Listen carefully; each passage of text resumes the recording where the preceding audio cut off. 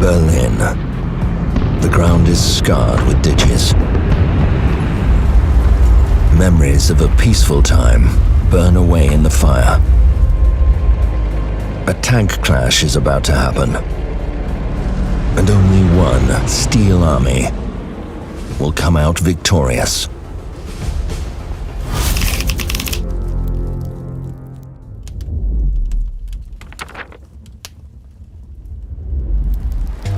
Near the river Spray's meanders, 15 tanks were preparing for the upcoming battle. They were just at a stone's throw from the railway station.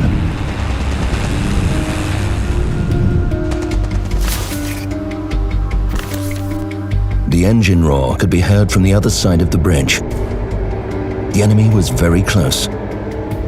It seemed that this battle was anyone's. The battlefield can be nominally divided into 3 areas.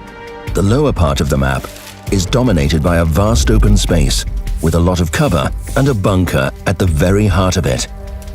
Above this is the city, or what's left of it, and there's a bridge with trams on it at the very top. The battle plan was simple. Heavy tanks should move to the ruined quarters right away. Spread out to cover and meet the enemy from the opposite side of the street. It's dangerous to attack before the bunker is secured. This is a key position on the map.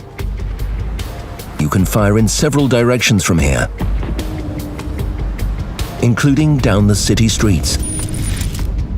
That's why the task of the medium tanks is to head to the bunker area and capture it, while also helping the light tanks in the lower part of the map. In the meantime, the light tanks scope out the area and provide target coordinates to the tank destroyers lying in ambush and artillery. Tank destroyers help medium tanks to break through to the bunker. If this plan fails, then they hold off the enemy attacks. The mission of artillery is to rain fire on any and every vehicle they can reach. There were plans to put a screening patrol on the bridge to protect artillery if someone decides to go this way.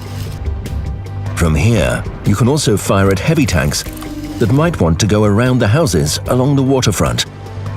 As soon as the bunker is secure, heavy tanks can move the enemy on from their long-occupied position with a swift advance towards the enemy base.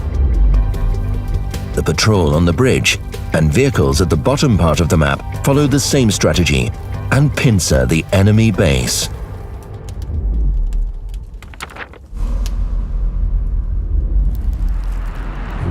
It was a good plan that forgot to take into account just one thing: human nature. When all the vehicles were moving in their intended directions, the T-100LT's commander was heading to his position. At the same time, the Allies spotted an enemy light tank at the center of the map, but this means the T-100LT had the upper hand. He decided to act aggressively and took position in the bushes on the enemy's side. An enticing opportunity suddenly opened up for the Allies. The T-100LT's risky move disrupted the enemy's plans, whatever they were.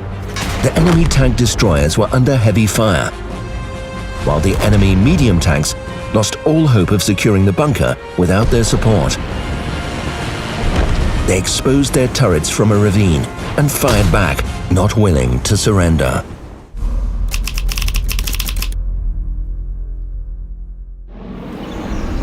A single tank destroyer was stationed near the bridge with the trams.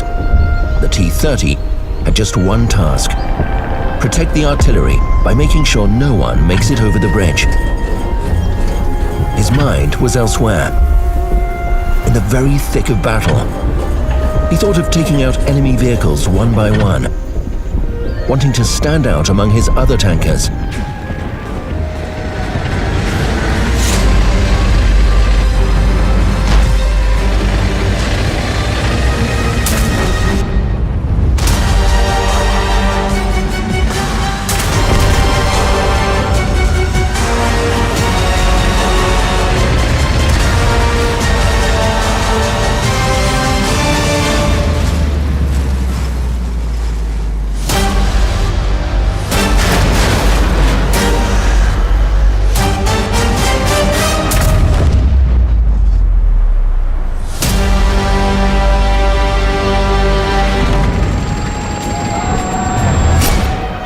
But, as I already said, there was no one on that side of the bridge.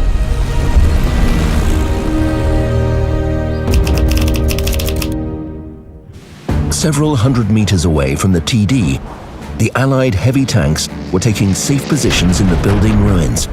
There were many of them there. Someone took cover behind an embankment. Someone hid behind a house wall. One of the heavies chose a position with a line of fire to the bunker. The 60 TP commander, the group leader, took a position closer to the arriving enemy vehicles. There were similar embrasures and cover spots on the other side of the street. The situation promised a long standoff. Each tank attempting to strike their foes' weak spots, trading hit points, but the hope that the Allies would capture the bunker remained.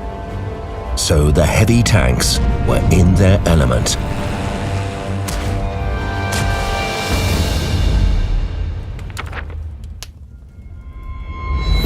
Events in the bunker area unfolded fast.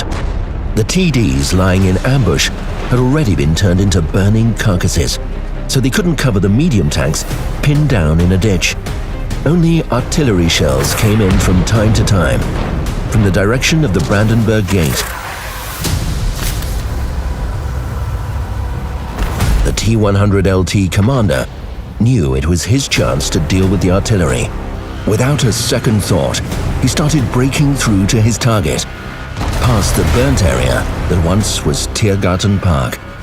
At the same time, the Allied medium tanks, inspired by the impending victory, were ready to burst toward the lines of the enemy vehicles behind the bunker and eliminate the threat once and for all. They stormed towards the enemy vehicles, but the victory chimes weren't ready to play. A small patch of land became the battle epicenter for a moment. Not everyone survived, but the crucial strategic point was captured. When the Allies entered the bunker and aimed their guns at the city ruins, a dreadful view met them. The city was lost.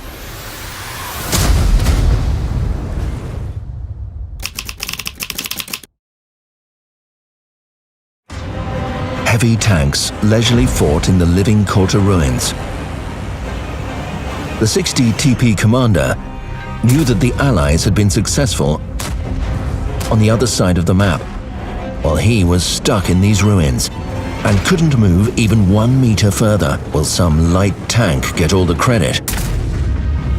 With this thought in mind, he dashed towards the embankment on the other side of the street. That was a brave move, but there was one caveat. The 60 TP in the wide street was a sitting duck for the enemy medium tanks near the bunker.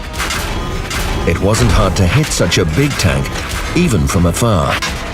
When the 60 TP realized that, it was too late. There was a loud rumble, and the firepower vanguard turned into a pile of scrap metal.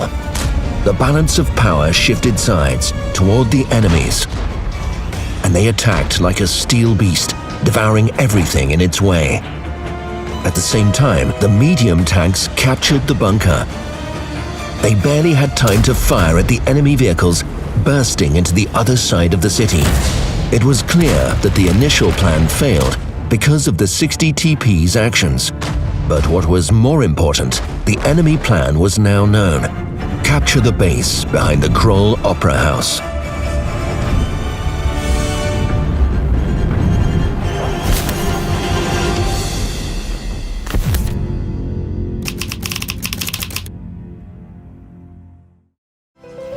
When the battles were fought near the bunker and in the ruins, the T-30 commander near the bridge was doing what he did the best: daydreaming.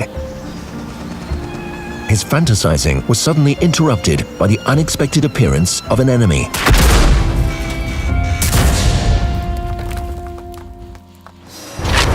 The artillery's help was invaluable, but the enemy SPG figured out the position of its counterpart from a tracer. However, there was no time to reflect. The siren went off.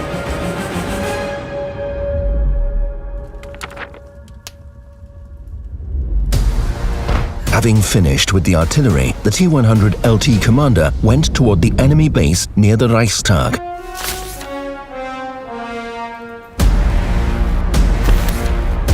Capturing the base single-handedly and leading everyone to victory.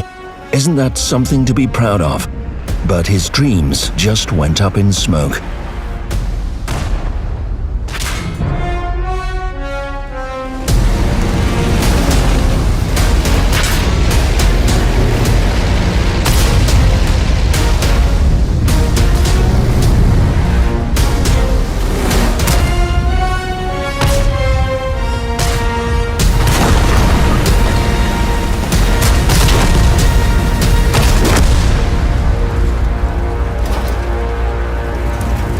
At that moment, the enemy started capturing the base near the Opera House. The T-100 LT wanted to bomb across pretty much the whole map to reset the cap, but realized it was better to start capturing as well.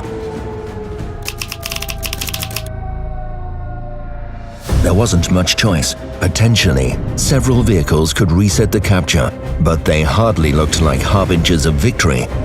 A TD tried to strike, but fell victim to his own haste. The artillery was counting down those long seconds for a reload. It seemed that time itself was on the enemy's side. When approaching the Opera House, the T-30 commander thought about only one thing. He can't afford to miss. There was no time for a second shot and no time for cat-and-mouse games. He needed to reach his position, see the enemy, and fire the game's most important shot.